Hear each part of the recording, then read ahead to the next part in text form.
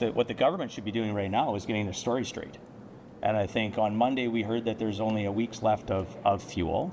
Yesterday we heard that there's 50,000 cars coming to Manitoba. Today the Premier pivoted and either corrected himself, or I don't know what he's talking about, is saying that there's 50,000 barrels. I mean, basically, I'm going on the information that we're getting from the Premier. Premier on Monday said, we've got a week's worth of fuel in the province and in Winnipeg. So, I mean, today's Wednesday, so what do we have, 5 days left? Not sure. We're looking for some answers. We were asking some questions today in question period in the House, and I just listened to the minister give a bit of a media scrum, and I still don't think there's many answers for Manitobans.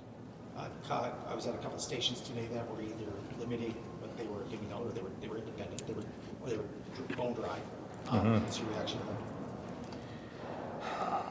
Well, I guess we're talking about affordability. I just listened to the minister talk about how he doesn't think that gas prices are going to go up because of this pipeline shutdown.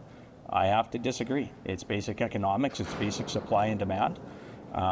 We were calling on the government today to extend that gas tax holiday, but in the same time, where do they stand on the carbon tax that's going to go up April 1st? So we know that gas prices have gone up over 30 cents. 12 cents just overnight.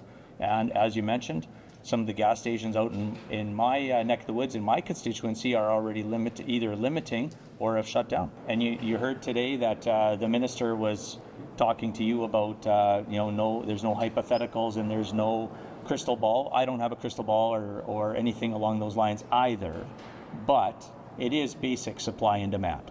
So you mentioned, the media mentioned, asked the questions to the minister. We've asked the questions to the Premier on the fact that prices are going to go up because the supply and the demand's going to go up.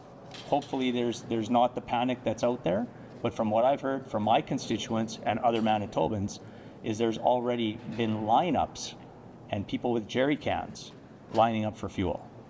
So we just need some straight answers from the province.